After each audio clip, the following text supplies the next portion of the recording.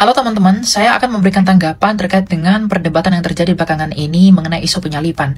Ada yang mengatakan bahwa itu adalah rencana iblis, ada juga yang mengatakan itu adalah rencananya Allah. Jadi mana yang benar? Apakah penyaliban rencana iblis atau rencana Allah? Tapi sebelum kita sampai kepada jawaban dan kesimpulan, pertanyaan ini tidak dapat dijawab sesederhana itu. Tidak dapat dikatakan, ya itu rencana Allah atau itu rencana manusia. Karena kita harus melihat banyak aspek sebagaimana yang dikatakan oleh kitab suci. Oleh karena itu, mari kita belajar. Yang pertama sekali yang perlu kita ketahui adalah keinginan untuk membunuh Yesus itu datang dari si iblis. Kita lihat dalam Yohanes 8 ayat yang ke-40 ya. Nah, namun sekarang kamu berusaha membunuh aku, kata Tuhan Yesus, seorang yang mengatakan kebenaran kepadamu, kebenaran yang kudengar dari Allah, pekerjaan yang demikian tidak dikerjakan oleh Abraham. Ayat yang ke-44, kamu berasal dari bapakmu iblis, dan kamu ingin melakukan keinginan-keinginan bapakmu. Ia adalah pembunuh manusia sejak semula dan tidak hidup di dalam kebenaran. Jadi keinginan untuk membunuh Yesus ini itu berasal dari si iblis. Karena apa? Karena iblis benci dengan kebenaran yang disampaikan oleh Yesus Kristus. Sehingga iblis ini berusaha mencelakai, melukai, dan membunuh Yesus menggunakan orang-orang Farisi. Bahkan ketika Yesus lahir, iblis menggunakan Raja Herodes untuk membunuh bayi-bayi termasuk Yesus. Dan itu pun gagal. Lalu dia menggunakan orang-orang Farisi untuk membunuh Yesus. Bahkan ia merasuki Yudas agar Yudas berkhianat kepada Yesus dan Yesus diserahkan untuk dibunuh melalui salib. Jadi keinginan untuk membunuh Yesus itu datang dari iblis. Dan iblis ingin membunuh Yesus karena kebencian iblis terhadap kebenaran-kebenaran yang disampaikan oleh Yesus Kristus. Nah sekarang mari kita lihat bagaimana iblis merasuki Yudas agar Yudas menyerahkan Yesus untuk dibunuh. Ya, Yohanes 13 ayat yang kedua. Ketika mereka sedang makan bersama, iblis telah membisikkan rencana dalam hati Yudas, anak Simon Iskariot, untuk menyerahkan dia. Jadi iblis itu merasuki Yudas agar Yudas menyerahkan Yesus kepada para imam, agar kemudian diadili dan kemudian dibunuh melalui salib Romawi. Karena apa? Iblis ini benci sekali dengan Yesus. Karena iblis ini ingin sekali menghancurkan, ingin melukai Yesus. Karena apa? Karena kebencian mereka terhadap Yesus di dalam kebenaran Yesus. Maka iblis ini menggunakan segala cara, termasuk imam-imam Yahudi dan juga Yudas. Jadi iblis ini ingin membunuh Yesus karena berpikir dengan membunuh Yesus maka iblis bisa menang atas Yesus. Ya karena apa? Karena kuasa iblis yaitu kematian. Iblis ini ingin menyeret semua orang di dalam kuasa kematian, termasuk Yesus. Sehingga iblis ingin membunuh Yesus. Makanya kita lihat dalam Ibrani 2 ayat yang ke-14, yaitu iblis yang berkuasa atas maut. Ya, iblis itu berkuasa atas maut. Sehingga dia ingin menyeret Yesus ke dalam perangkat iblis, yaitu kematian. Karena iblis berpikir dengan dibunuhnya Yesus, maka iblis bisa menang atas Yesus. Tapi yang namanya juga iblis itu bodoh dan iblis itu tidak maha tahu. Iblis berpikir dengan membunuh Yesus melalui salib, maka Yesus dikalahkan oleh iblis. Dan iblis menang atas Yesus. Tapi yang terjadi justru sebaliknya. Justru Tuhan Yesuslah yang mengalahkan iblis itu atas rencana busuk iblis itu sendiri. Mengapa Tuhan Yesus dengan rela memberi dirinya disakiti, dipukul, bahkan dibunuh? Agar dengan terbunuhnya Yesus, Yesus mati. Dan ketika Yesus mati, dia memasuki kematian.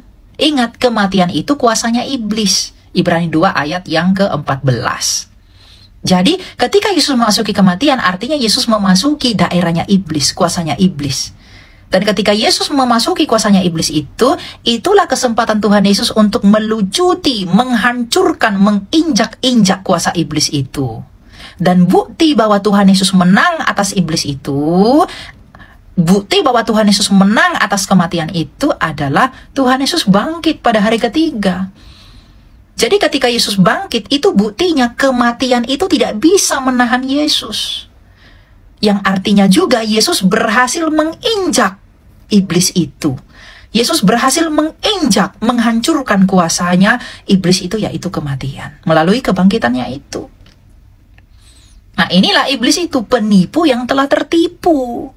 Iblis tertipu dengan rencananya sendiri, karena dia nggak maha tahu, dia nggak pinter. Dia lihat Yesus, oh Yesus ini lemah, Yesus ini miskin, aku bisa kuasai dia. Tapi iblis itu bodoh. Justru di dalam tubuh Yesus yang terlihat lemah itu, di dalam dia ada keilahiannya. Dan ketika dia memasuki kematian, dia menghancurkan iblis itu, menghancurkan kematian yang adalah kuasa iblis itu melalui keilahiannya yang bersinar. Dan bukti bahwa Yesus menang adalah Yesus bangkit. Artinya kematian gak sanggup menahan dia, dan kematian tidak mampu mengalahkan Yesus. Maka iblis dikalahkan oleh rencana busuknya sendiri. Jadi dengan demikian kita dapat menyimpulkan bahwa rencana jahat untuk membunuh Yesus melalui salib itu memang datang dari iblis. Tetapi Tuhan Yesus mengizinkan dirinya diperlakukan demikian agar Tuhan Yesus dapat mempermalukan dan mengalahkan iblis itu melalui rencana busuk iblis itu sendiri. Sehingga dengan menangnya Yesus Kristus itu menjadi berkat bagi dunia. Maka kita punya dua kesimpulan. Rencana jahat untuk menghancurkan Yesus melalui salib memang datang dari iblis. Tetapi rencana keselamatan yang datang dari pihak Tuhan melalui rencana busuk iblis itu ya datang dari Tuhan. Kenapa bisa begitu? Kita baca Kejadian 50 ayat yang ke-20. Ya. Kejadian 50 ayat yang ke-20. Mana nih? Aduh, maaf ya teman-teman. Ya. Memang kamu telah merencanakan yang jahat terhadap aku, ya, tetapi Allah telah merencanakannya demi kebaikan untuk mewujudkan apa yang terjadi sekarang ini, yakni memelihara hidup banyak orang. Ya, memang iblis merencanakan yang jahat terhadap Yesus, tapi Yesus mengizinkan rencana iblis itu agar Yesus melalui hal itu merencanakannya untuk kebaikan manusia. Inilah yang disebut kutuk diubah menjadi berkat. Iblis si penipu telah tertipu oleh rencananya sendiri. Nah, sehingga karena iblis ini malu dengan salib, sehingga karena iblis ini malu dengan senjatanya, iblis dikalahkan oleh senjatanya sendiri, sehingga iblis itu malu. Maka ketika iblis ini malu dengan salib, yang tadinya mereka pikir bisa mengalahkan Yesus, tapi justru merekalah yang dikalahkan melalui salib itu, maka iblis ini menciptakan sebuah hoaks dan ajaran yang palsu. Iblis ini mengatakan Yesus tidak pernah disalib.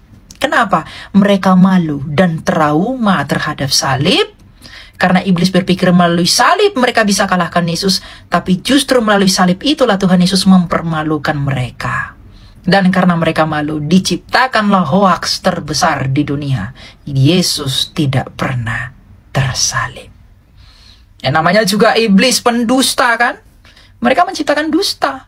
Padahal bukti Yesus tersalib banyak.